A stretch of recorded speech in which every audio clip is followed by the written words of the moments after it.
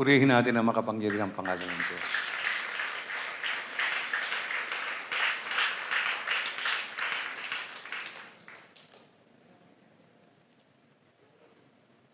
Pwede bang magbatian tayo, no? Sa isa't isa? Batiin nyo ng magandang umaga ang katabi nyo. Okay. Sige po. Isang mapagpalang umaga sa lahat ng mga kapatid kay Kristo, doon sa mga kapatid natin sa Paisawan, Bataan. Binabati ko po ang lahat ng aking mga kamanggagawa sa buong kapuluan. Gayon din ang mga senior citizen, ang lahat ng mga regular na nanonood sa YouTube.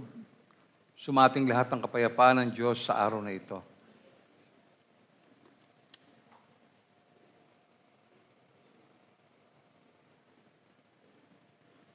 Bago po tayo magsimula, samahan niyo po muna ako sa isang maikling panalangin. Ama, pinupuri ka namin sa isang buong linggong nagdaan, sa iyong walang sawang paglingap, pag-iingat, kapayapaan, maging ang probisyon. Niluluwalhati namin ang iyong banal na pangalan, sapagkat walang ibang pangalang inihayag ang langit, kundi ang tanging pangalan mo lamang. Ama, patawarin mo kami sa lahat ng aming mga pagkakasala. Sinabi mo na kung ipapahayag namin ang aming mga kasalanan, maaasahan naming patatawarin kami sa mga ito at lilinisin kami sa lahat ng aming kasalanan, sapagkat ikaw ay tapat at matuwid. Nagpapasalamat kami sa iyong mga salita na nagiging gabay namin sa araw-araw. Nadadama namin ang iyong walang sawang paglingap sa aming pamilya, hanap buhay, kaligtasan at proteksyon. Samahan mo nawa kami sa araw na ito sa aming pakikinig. Bigyan mo kami ng maliwanag na pagkaunawa upang maging gabay namin sa aming paglakad bilang mga anak mo. Ama, pagpalain mo ang bawat isang dumalo sa gawaing ito at nawa mapagpala silang lahat.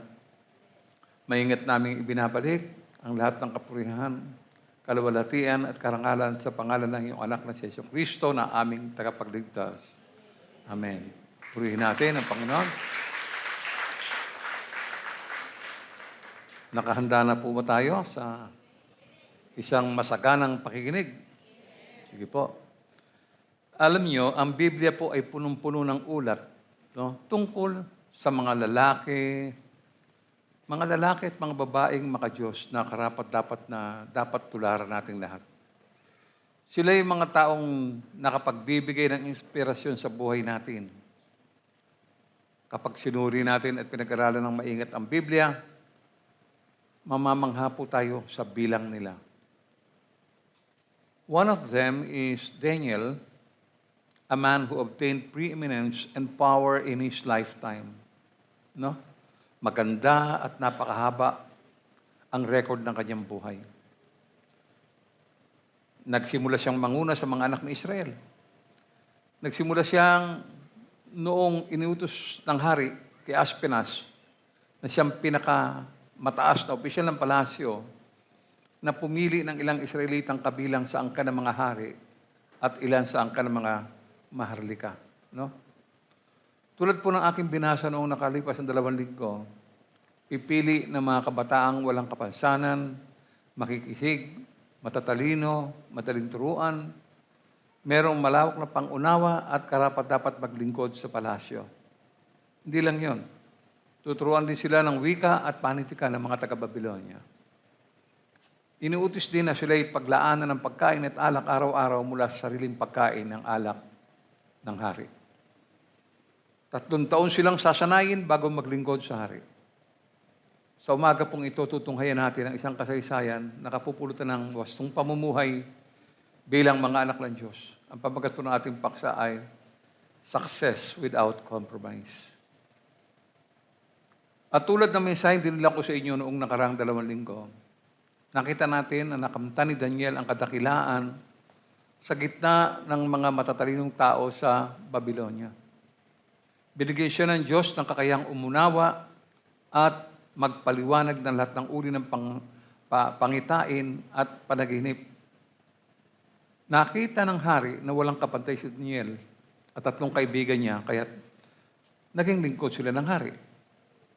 Nakita rin ng hari na lahat ng mga bagay na itanong sa kanila, 10 ulit na mas mahusay at magaling sila kaysa sa mga salamangkero at mga engkantador ng kaharian. Bunga po nito, binigyan sila ng kapangyarihan sa buong Babylon. Mababasa natin ito sa Daniel, Kabanata 2, 48 hanggang 49. Pinarangalan ng hari si Daniel at binigyan ng napakaraming handog. Siya ay ginawa nitong tagapamahala sa buong lalawigan ng Babylonia at pinuno ng lahat ng mga tagapayo ng Babylonia. Hiniling naman ni Daniel sa hari na sina Shadrach, Meshach at Abednego ay gawing tagapangasiwa sa Babylonia, upang siya makapanatili sa palasyo ng hari. Sa chapter 5, verse 29, iniutos ni Haring Belshazzar na bihisan si Daniel ng damit na kulay ube at kwintas nangyari sa drisay na ginto.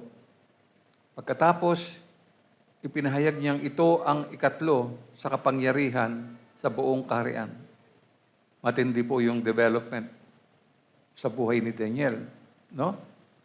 Ang bilis po ng kanyang promotion at matindi yung tiwala sa kanya ng palasyo.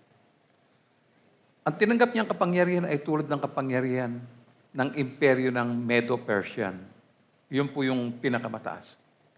At kung babasahin naman natin yung Daniel, Kabanatang 6 mula 1 hanggang 3, ang sabi, si Haring Dario ay pumili ng 120 pinuno ng mga rehiyon sa buong kaharian. Pumili rin siya ng 3 mamamahala sa mga pinuno ng rehiyon at mga ngalaga sa kapakanan ng hari, at isa rito si Daniel. Si Daniel ang naging pangunahin sa 3 tagapamahala at sa mga pinuno ng mga rehiyon dahil sa pambihira niyang karunungan. Dahil dito, inisip ng hari na siya ang gawing tagapamahala sa buong kaharian. At naging matagumpay si Daniel sa panahon ni Haring Dario at sa panahon ni Haring Ciro ng Persia. Tingnan natin at pag-aralan, Naging matagumpay siya kahit wala siya sa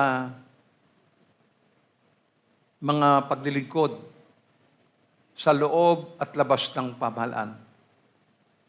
Ang tanong, paano po naabot ni Daniel ang posisyong ito ng kapangyarihan at impluensya ng hindi nagko-compromise? Kung susuriin natin ang masinsinan ang aklat ng Daniel, ihahayag po nito ang kanyang lihim at ipapakita sa atin kung paano tayo magiging matagumpay nang hindi ibinebenta ang ating kaluluwa sa kaaway.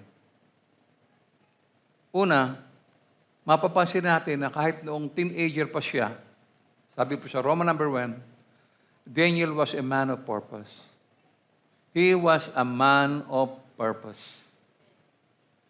Letter A, Daniel purpose in his heart, no compromise. Narinig po ba niyo yun? No compromise.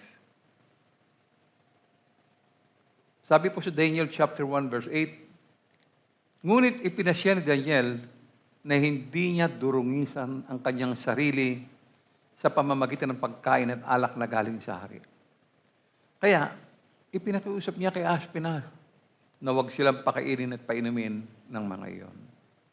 Tingnan niyo po. Observe ninyo. Isang batang lalaki na nasa ibang lupain. Alalahanin natin na siya ay bihag at alam din natin na ang bihag ay walang karapatang humingi ng anuman. Wala siyang karapatan. Hindi lang yon. Nahaharap rin siya sa hamon na labagin ang batas ng Diyos kapag tinanggap at kinain niya ang pagkain mula sa hari. Alam po ni Daniel. Alam niya. Alam niyang masarap ang pagkain ng hari. Alam niyang masarap din ang alak na iniinom ng hari. Pero alam niya na meron siyang lalabagin, na batas ng Diyos kapag tinanggap niya ang offer na ito. No? Sa kabila po ng kanyang kabataan at sa halatang panggigipit na umaayon sa gusto ng hari, sinunod po ni Daniel ang nilalayo ng kanyang puso. Kung ano, sinuri niya talaga, sinaliksik niya yung puso niya. Ano ba talaga ang nilalaman ng puso ko? No? At tumating sa kanya na sundin niya ang batas ng Diyos. Ano man ang halaga nito? No compromise. Dapat ganito rin tayo. Especially yung mga lumalago na sa pananampalataya. Hindi na muna ako magsasalita ng mga negatives, no? Pero minsan hindi ko matiis kasi maraming mga Christian na tumanggap daw kay Kristo, pero ang buhay, compromise. Sabi ko kanina, ayoko nga maging negative, no? Pero kasi nakikita mo, nandiligaw sa mga hindi niya kauri ng pananampalataya. Lahat ng bawal pinasok. Tingin nyo,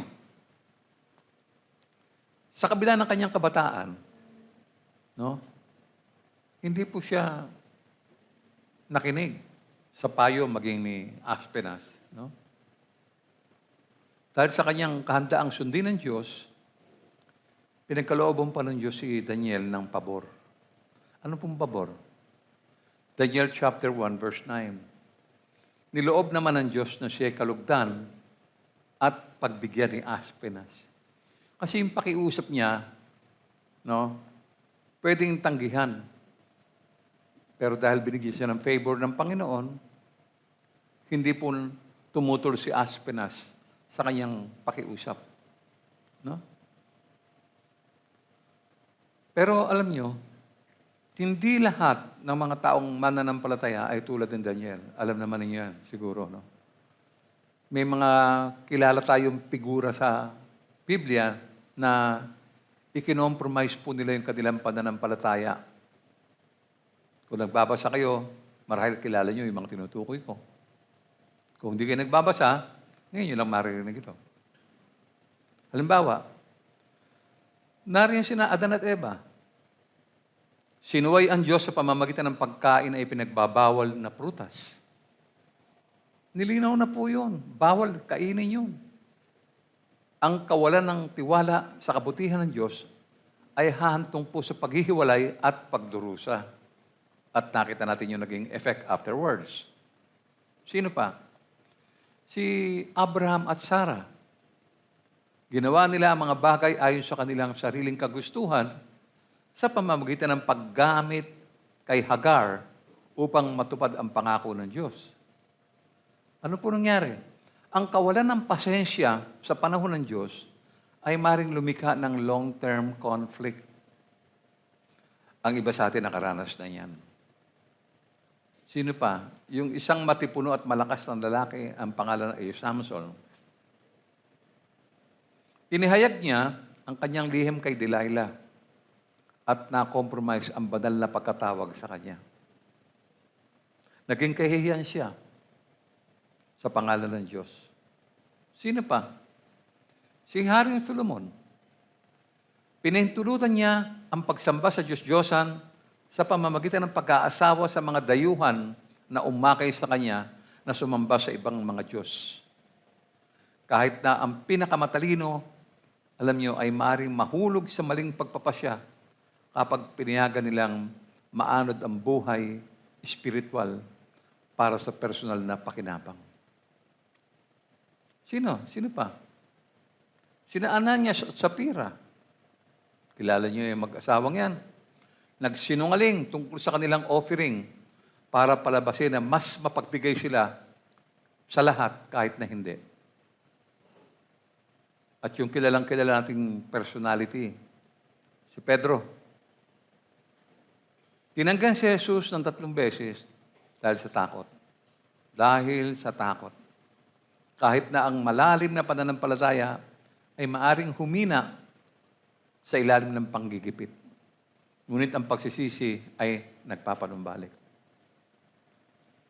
So, ang mga paglalahad na ito ay hindi lamang makasaysayan, mga kapatid.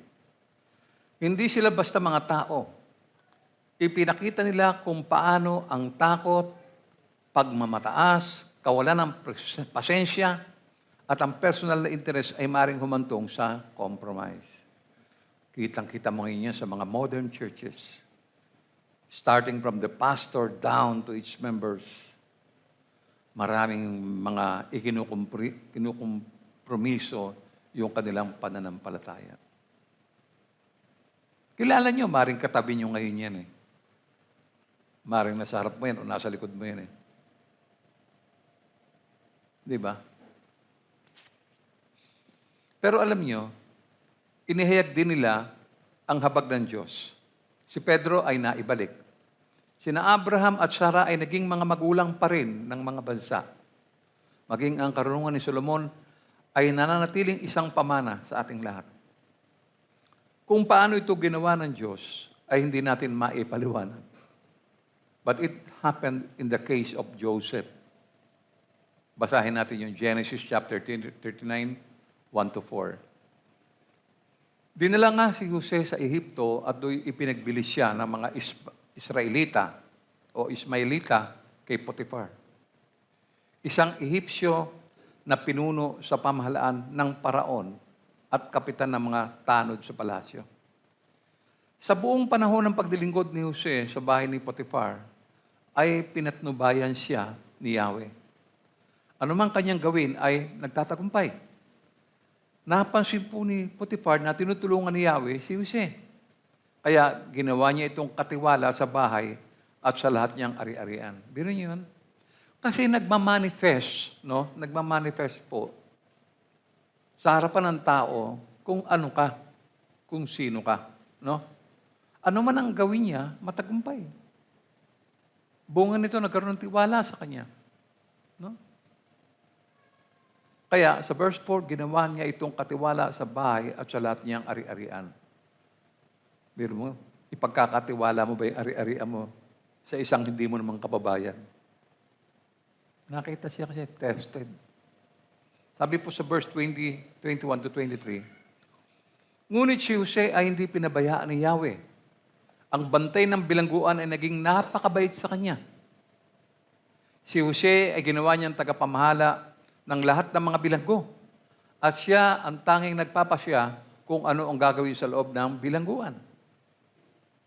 Hindi na halos nakikialam ang bantay ng bilangguan sa ginagawa ni Jose, sapagkat si Yahweh ay kasama nito at pinagtatagumpay siya sa lahat niyang gawain. Alam natin yung kino, bakit ganon? Bakit si Daniel? Bakit si Jose? Bakit tayo? Ba't di tayo maging ganon? Marahil marami tayong mga nilalabag. Marahil inuuna natin yung gusto natin, hindi tayo nakikinig. Ngayon nga lang, nakabantay ako sa pintuan eh. Matatapos na yung awit, yung huling awit, saka may umahabol. Makikita ba natin ang katapatan sa paraang ganito? Hindi ba ang pagsamba ay simula sa umpisa, mula sa opening prayer hanggang sa closing prayer? Pag-aralan natin yung buhay natin siguro para maging maliwanag sa atin yung mga aral na napapakinggan natin at nababasa. You know what? God blessed them in such a way that favorably impressed others. Okay? Puntahan natin yung letter B. Every child of God needs to be a person of purpose. May purpose ang buhay mo, kapatid. Hindi ka yagit. Hindi ka ligaw sa mundo na ito. Yes, ikaw yun. No? Merong dahilan kung bakit ka nandito. No? Kaya kapag walang direksyon ang buhay ng isang tao, listen to this, walang magbibigay galang sa kanya. Tandaan mo yon. Lagi kang kulelat. Samantala, ang taong may makadiyos na layunin ay kadalasang nagbubunga ng paggalang at paghanga ng iba. On Sunday, I am watching almost everybody. Tinignan ko yung mga care group, yung morning devotion. Ganyan ako pagkalinggo. Tinignan ko yung mga teachers, sino yung maaga, sino yung mga late. Kita ko yan. Yung mga members na, alam mo yon, sisingap-singap. Siguro, hindi nila namamalayan na humihina yung kanilang pananampalataya. Kasi yung talagang matitibay ang pananampalataya, maaga sila sa church. Ayaw nilang mahuli. Ayaw nilang malate. Mataas ang kanilang pagpapahalaga sa gawain ng Diyos. Siguro yun ang dahilan kung bakit hindi tayo minsan umuusad, kung bakit pagka nag-a-apply ng trabaho, di makakuha, bakit doon sa trabaho naman, may trabaho na pero hindi rin nagkakaayos ang buhay. Well, maybe isa ito sa mga dahilan. So, ano ang tamang layunin ng Kristiyano sa kanyang buhay? Nilinaw po ito ng ating Panginoong Hesus. Ano sabi niyo sa Marcos 12:30? Ibigin mo ang Panginoon mong Diyos ng buong puso, buong kaluluwa, buong pag-iisip at buong lakas. Complete siya, no? Ganyan ba ang damdamin mo sa Panginoon? Totoo nga ba ng buong puso, buong kaluluwa, buong pag-iisip at buong lakas? Really? Hanapin ang kalooban ng Diyos sa buhay natin. Ano man yung circumstances, ano man yung kalagayan natin, hanapin natin yun. Maaasahan natin ang paglingap ng Diyos at mas malamang na magkaroon tayo ng pabor, no? Ng pabor sa paningin ng mga nakapaligid sa atin. People who are around, people who are watching us. Totoo kayang Christian siya. Tingnan ko nga, pag-aralan ko nga. And who knows, people might be watching you. Di ba? Maaaring yung kasama mo sa bahay, yung kapitbahay, di ba? Kaklase mo, ka-office mate mo. They want to see. Hindi natin maitatago kasi yan eh.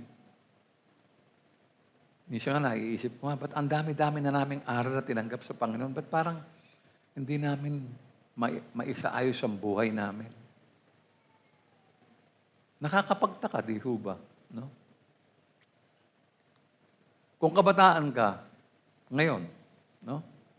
Gusto mo bang maging katulad ni Daniel na magkaroon ng layunin na tulad niya? You aim high.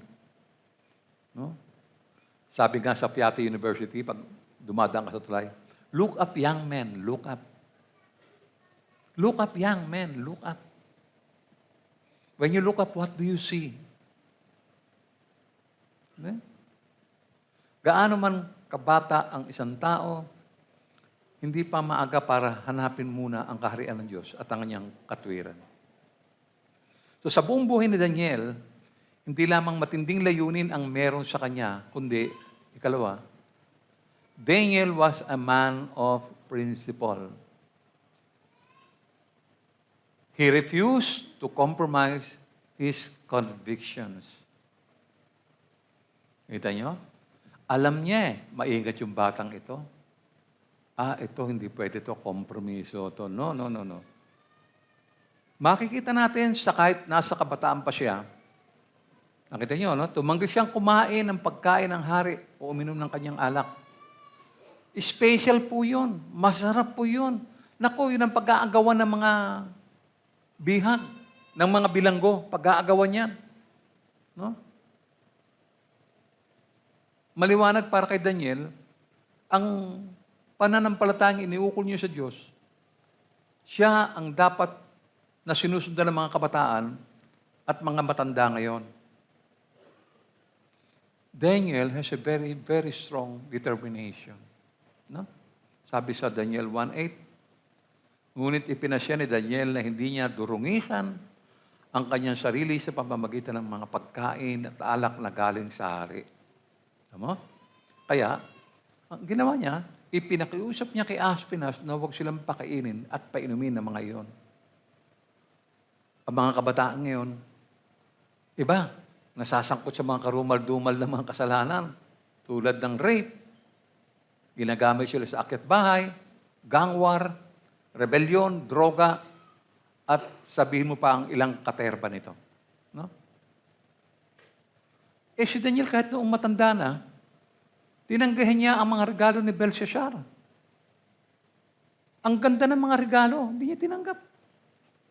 May prinsipyo siya, kaya't hindi siya na-compromise. Alam niya yung pwede, alam niya yung bawal, alam niya yung oo at hindi.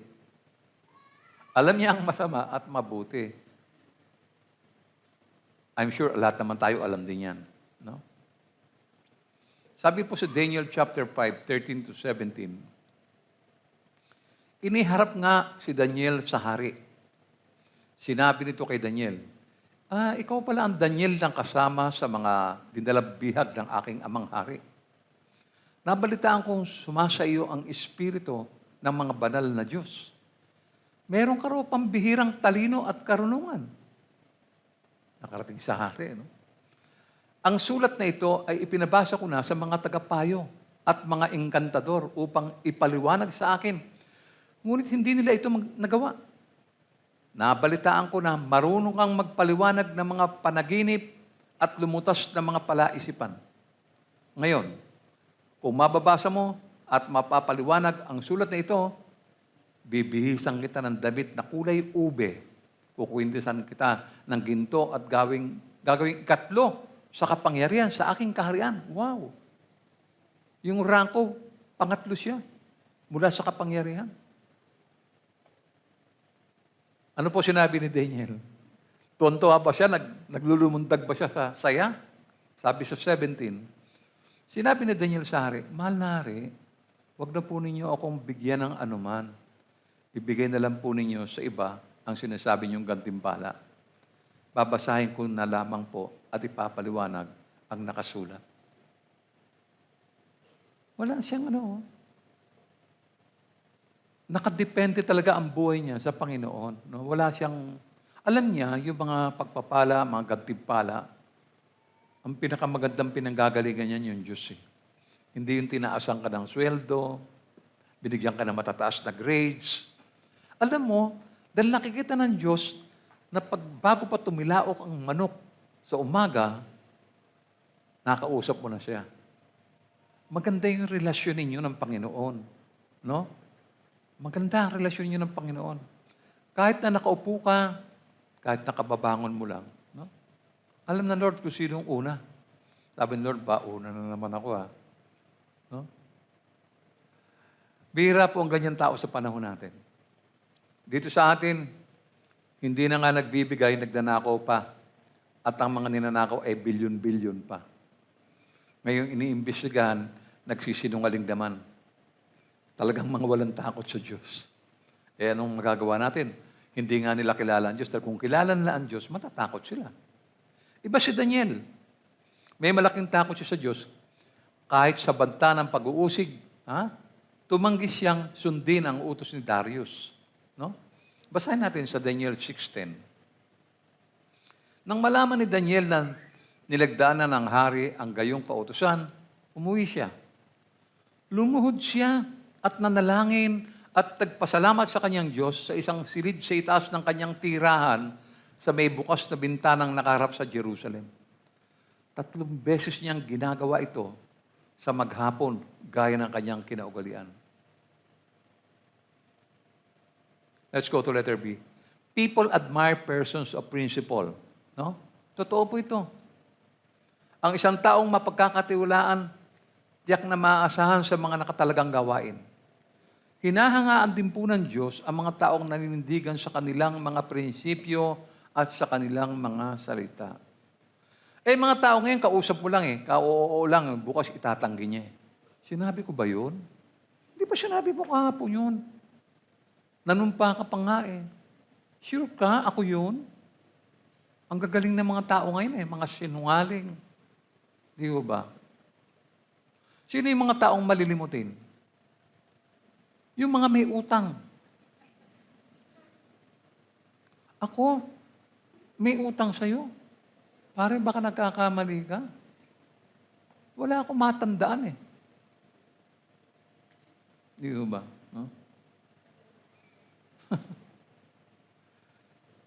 Ulitin ko, hinahangaan po ng Diyos ang mga taong naninindigan sa kanilang mga prinsipyo at sa kanilang mga... Basahin nga natin yung Psalms 15 mula 1 to 5. Sabi rito, O Yahweh, sino kayang makakapasok sa iyong templo? Sinong karapat-dapat sumamba sa iyong burol na sagrado? Ang taong masunurin sa iyo sa lahat ng bagay at laging gumagawa ayon sa katwiran, mga salita'y bukal sa loob at pawang katotohanan. At ang kapwa ay hindi niya sisiraan. Di siya gumagawa ng masama sa kanyang kaibigan.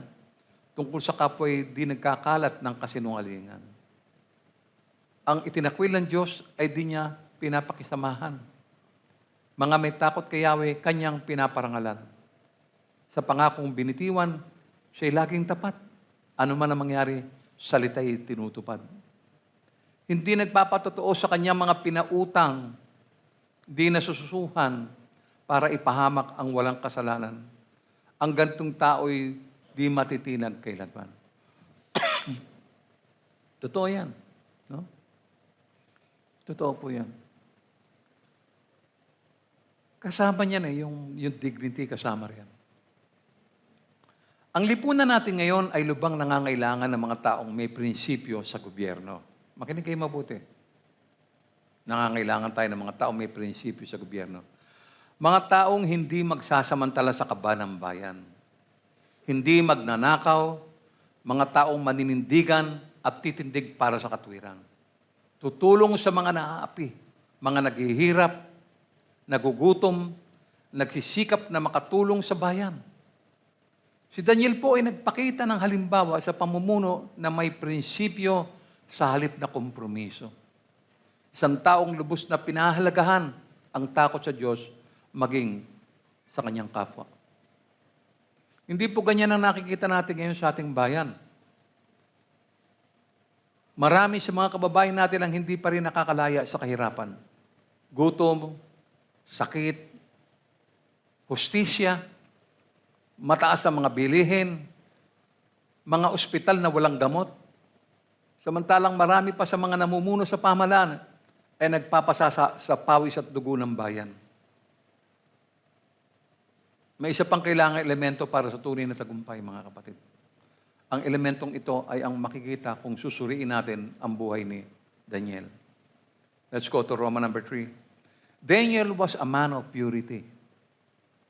Purity. His opponents could not find any fault. Wala siyang kapintasan pagdating sa pamamahala ng mga usapin sa kaharian.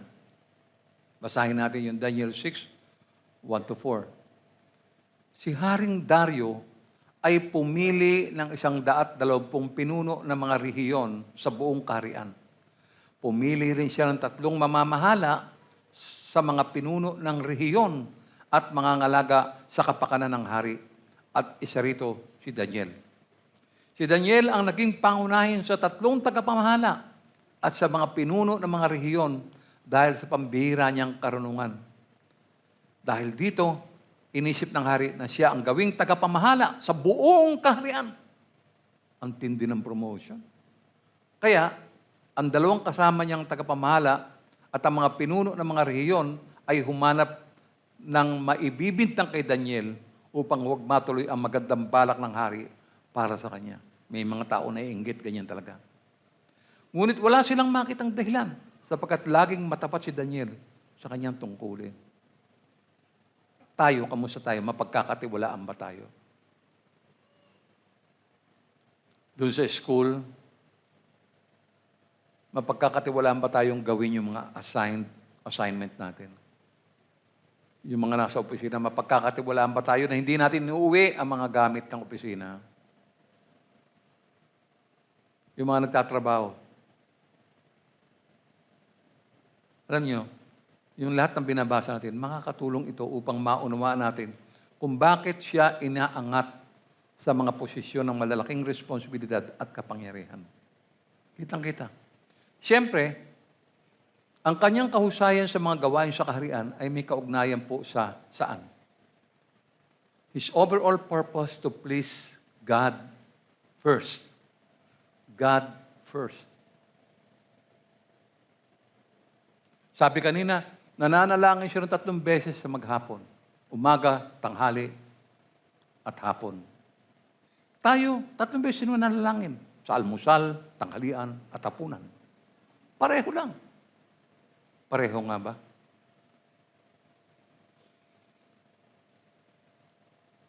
Dahil sa isang taong may prinsipyo, mapagkakatiwalaan siya. Uunlad talaga yun eh. Alam mo, pagka trustworthy ka, masipag ka, trustworthy ka, hindi mo inuuna yung tiyan mo. Alam mo, kita po ng mga kapitbahay yan, kita ng mga tao yan. Kita ng ka-office mate mo, ng mga kaklase mo, di ba? Kita nila yan. His overall purpose is to please God first. At dahil sa tao may prinsipyo, talagang mapagkakatiwalaan. Letter B, the Christian is also to maintain purity of conduct. Kay bata ka, kay matanda ka, dapat dalisayin mo, no, ang iyong buhay.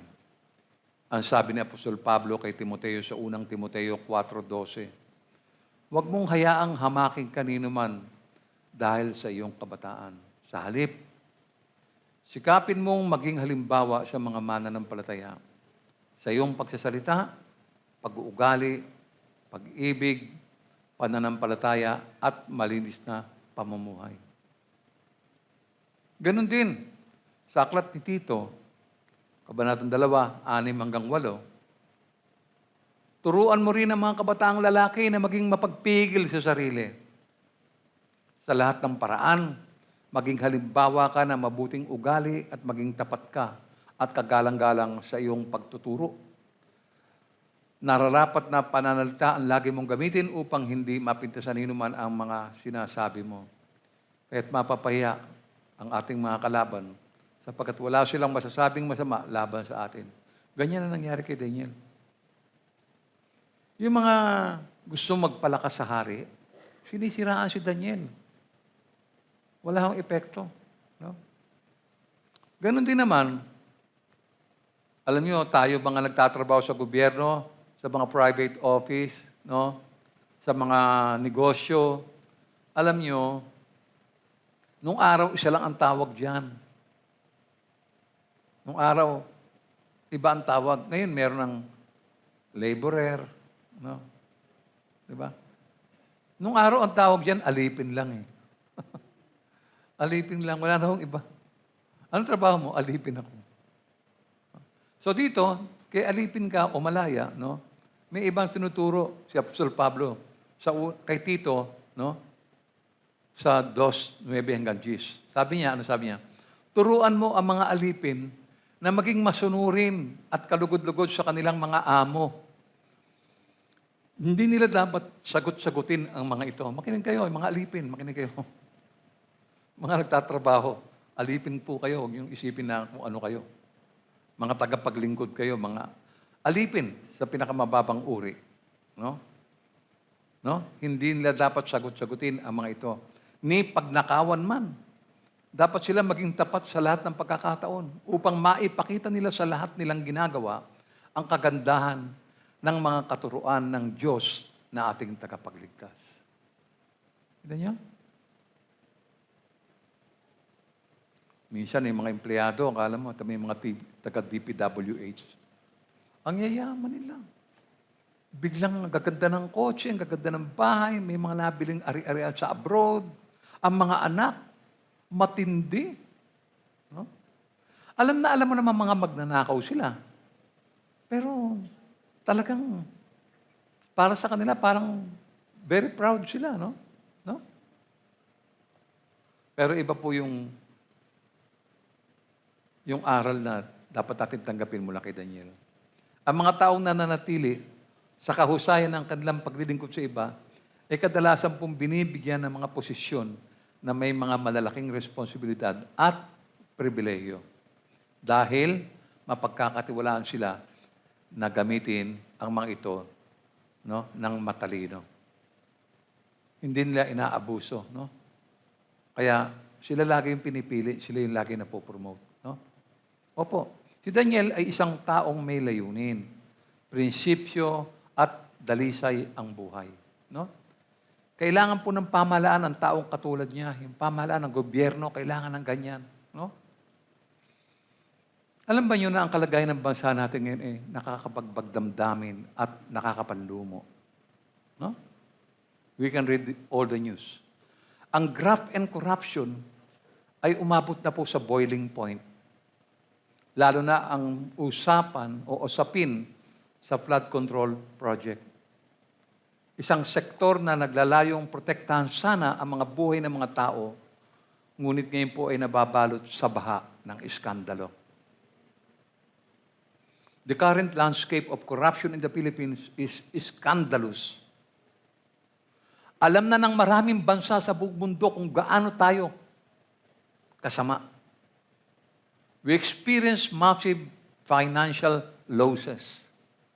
Trilyon-trilyong piso ang nawawala sa kaban ng bayan dahil sa katiwalian sa mga proyektong panlunas sana sa baha sa nakalipas na dekada. Ang mga salaping pondong ito ay inilaan upang protektahan ang mga mamamayan mula sa mga bagyo at pagbaha. Ngunit maraming mga proyekto ay substandard o isang kwento lamang. Bunga nito, naganap ang malawakang resignation ng mga tiwaling opisyal na namumuno.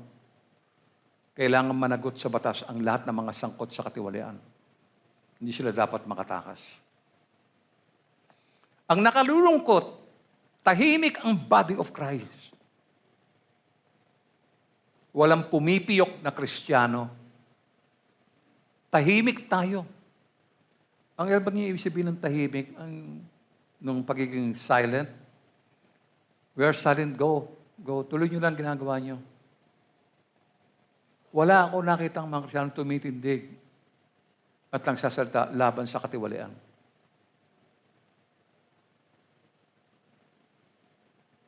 Sa Biblia, nakita natin kung paano kumilos yun na Nehemiah, si Deborah, at yung iba pa. Hindi sila nagpabaya. Kailangan natin ng isang Mordecai sa pamahalaan. Si Mordecai ay isang pangunahing tauhan sa aklat ng Esther. Isang taong may malalim na pananalig, karunungan, at lakas ng loob na gumanap ng isang mahalagang papel sa pangangalaga sa mga Hudyo sa panahon ng kanilang pagkatapon sa Persia. Siya ay isang kahangahangang halimbawa ng isang tao at pinagsama ang espiritual na pag-unawa sa pangmamamayang responsibilidad. Tahimik, ngunit tapat. Ngunit matapang kapag hinihingi ito ng sandali. Si Mordecai po ay katulad ng mga tao sa Biblia, katulad na Joseph at Daniel. Hindi niyo kilala si Mordecai. Basahin niyo yung kasaysayan niya. The church should not speak in silence. We should shout no to evil.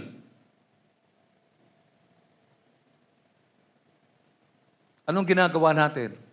Okay lang ilang paso tayo?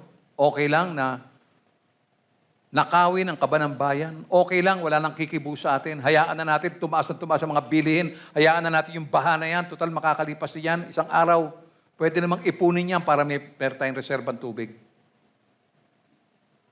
Yun ba ang kailangan natin gawin? Bakit ipinako si Jesus ng mga namumuno ng simbahan? Inilantad ba ni Jesus ang graft and corruption sa kanyang makiikling panahon sa lupa? In-expose ba niya ang graft and corruption? Yes. Inilantad niya ang graft and corruption. Hindi lamang siya nangaral ng katwiran. Hinarap niya ang katiwalian ng head-on. Lalo na sa loob ng mga sistemang relihiyoso at pampolitika na nagsasamantala sa mga mahihina at nahihirapang mamamayan. Hindi siya nanahimik. Hindi siya preach lang ng preach. Hindi lang siya nagpagaling ng mga may sakit. Inilantad niya ang mga pagpapaimbabaw ng mga eskriba na lumamon sa mga tahanan ng mga balo. Isang kawikaan malamang na tumutukoy sa tiwaling mga gawain kung saan ang mga reliyosong elite ay nagpayaman sa kanilang sarili sa kapinsalaan ng mahihirap. Ganyan na nangyayari ngayon. Hindi na nahimik si Jesus. Basahin niyo ang aklat. Basahin niyo ang Biblia.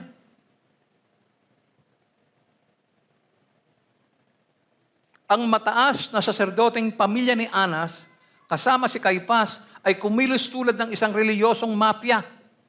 Kinokontrol nila ang komersyo sa templo at minamanipula ang mga appointment ng pari sa pamamagitan ng nepotismo at panunuhol. Ang pag-aresto at pagtatanong kay Jesus ni Anas bago ang kanyang paglilitis ay binigyan diin kung gaano kalalim ang katiwalaan na ito na inilalantad ni Jesus.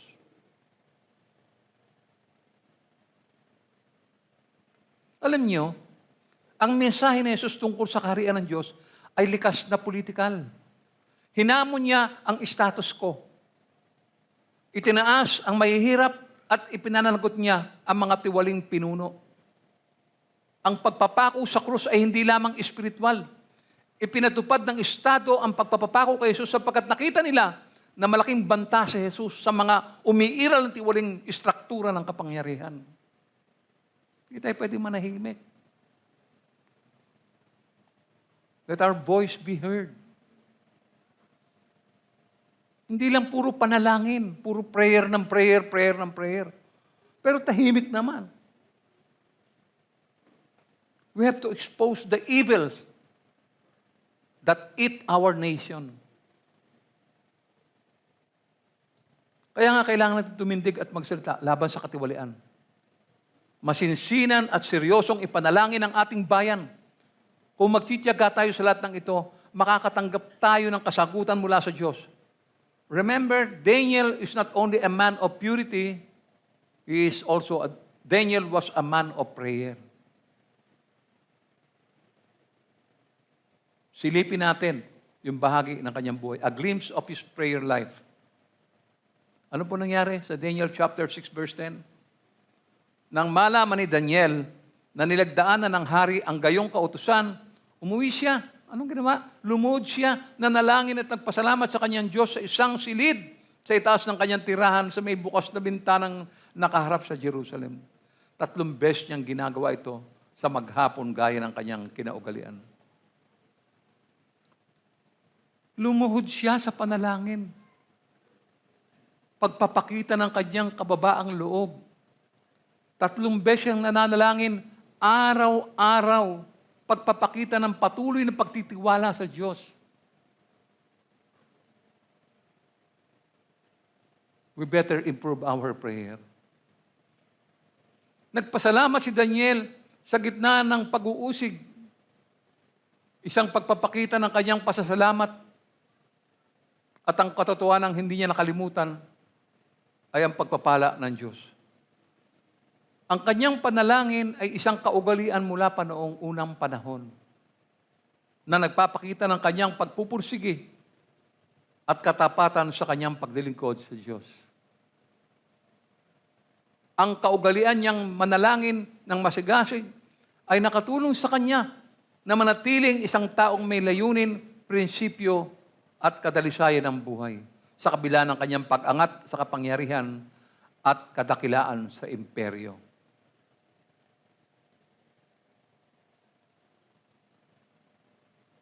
Nakakalungkot ang bayan talaga. Let's go to letter B. Christians would do well to follow Daniel's example. Alamin po natin ang aral na pinakamagaling para sa mga lingkod ng Diyos. Alamin ninyo ito. Huwag tayong nakaupo lamang. Huwag yung batayan lamang at ngitian lamang tayo. Alamin natin. Kailangan manatiling regular ang panalangin at patuloy na maging matatag sa debosyon sa Panginoon dahil sa mga nagaganap ngayon. As Christians, we too are to pray often. Wala akong mangyayari kung basta atin lang tayo ng church. Wala akong mangyayari. We fellowship, we laugh, we sing, we pray. Sabi po sa unang Tesalonica 5:17 hanggang 18, palagi kayong manalangin at magpasalamat kayo sa Diyos sa lahat ng pagkakataon. Sapagkat ito ang kalooban ng Diyos para sa inyo, sa inyong pakikipag-isa kay Kristo Jesus. Sabi pa sa Colossus 4:2, maging matyaga kayo sa panalangin. Laging handa at nagpapasalamat sa Diyos. Wala tayong pwedeng i-substitute sa prayer. Kailangan bumangon ang tinig ng mga Kristiyano sa panahon ito.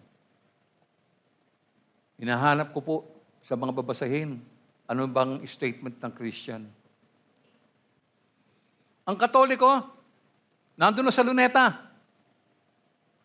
Hindi po yan genuine. Anong kasama ng Katoliko ron? Kasama nila mga kaliwa. Ang mga political group like pink and yellow. Nandoon sila para tuligsain lamang yung graft and corruption. Pero alam nating lahat, sino ba ang pinuno ng bansa? Bakit ba nangyari itong malagim na nakawan na ito?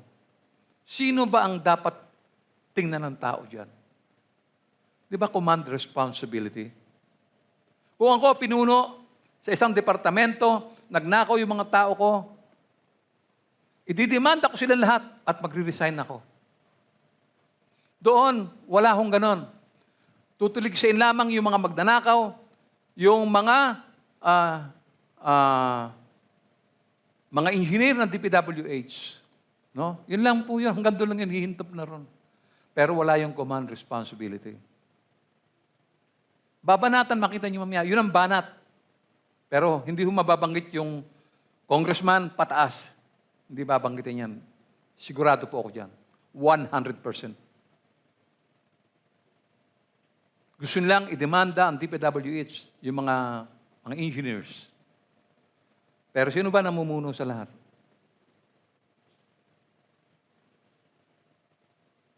Ano yan eh? Ililigaw nila ang mga tao. Alam ng tao na may baha. Sino sa inyo hindi nakakalam na may baha sa buong Pilipinas? Maski bata alam yung baha.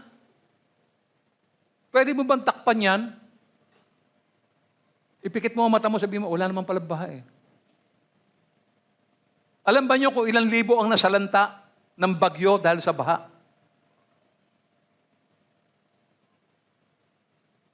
Paano mo isasara ang mata mo dyan? Paano mo ipipikit? We need to speak out. Inaabangan ko yung PCEC, yung declaration nila. Merong ilabas. Ang liit naman, di ko mabasa. Pero mamaya babasahin ko kung ano yung declaration nila. Nakakaya tayo yung pinakahuli sa lipunan na magsalita. Pagka nagsalita na lahat, siguro makikipagsabayan na rin tayo. Pero ngayon, kailangan ng tinig natin. Hindi porke tayo taga-bagong baryo at hindi nababaha, tatahimik na lang tayo. Hindi po. Paano yung mga tao, mga kababayan natin? Paano yung mga magulang ninyo, yung mga nasa probinsya, paano sila? Tama. Itaas natin ang ating tinig at manalangin. Hindi pwedeng nakaupo lang at nananalangin. We have to speak out. Make it loud. Para maramdaman at manginig ang mga tuhod ng mga mapagsamantala at maintindihan nila na hindi tayo nagwawalang bahala. Para makita nila na may tinig ang mga Pilipino dahil ito na may karapatang pantao. Hindi niyo? Kung hindi nangyari ang ating mga pagsisikap na mamuhay ng may layunin, prinsipyo at dalisay na buhay, maaaring ang kawalan ng disiplina sa prayer life ang dahilan. Tandaan nyo, bawat isa sa inyo na nakaupo riyan, meron tayong pananagutan. May kailangan tayong gawin.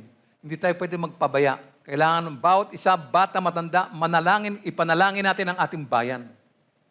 Wala po tayong ibang bayan. Ito lang po yun. Pilipinas lang po. Yung mga taong magnanakaw, lilipat po yan. Mangingibang bansa sila. Dala nila ang kayamanan ng mga Pilipino.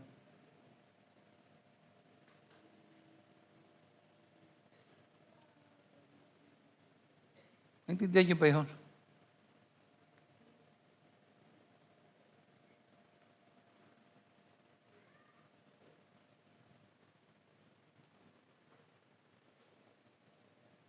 Kailangan tayo maganda at makatulad kay Daniel. Ang mga Pilipino, marurunong. Mahaba din ang pasensya ng mga Pilipino, pero huwag mo masyadong isagad. No? Sa akin pong pagtatapos, alam nyo, there is a false assumption that to get ahead in this world, one must conform to the simple practice of the world. But even today, many Christians, who demonstrate that when one dares to be a Daniel, maaari silang magtagumpay sa mga gawain ng hindi kailangang i-compromise ang kanilang mga kaluluwa kay Satanas. Paano naman tayo? Paano naman ang church? Handa ba tayong maglakas loob na maging isang Daniel na may layunin, prinsipyo, dalisay, at mapanalanginin? Nakahanda ba tayong tumayo sa katotohanan at katwiran? Are we ready to hate evil and expose graft and corruption? It's about time we have to stand up. Purihin at luwalhatiin natin ang Panginoon.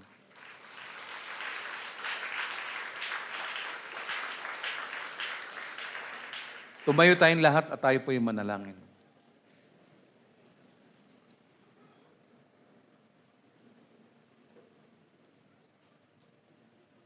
Itaas natin ang ating mga kamay sa Panginoon.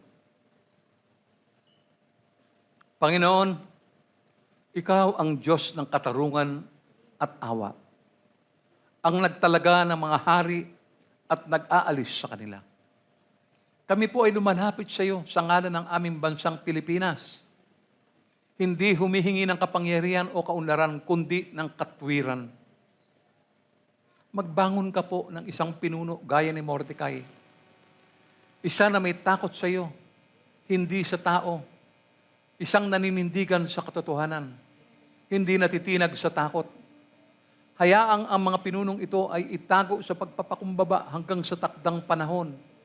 At pagkatapos ay ihayag sa katapangan upang ingatan ang mga tao at parangalan ang iyong pangalan.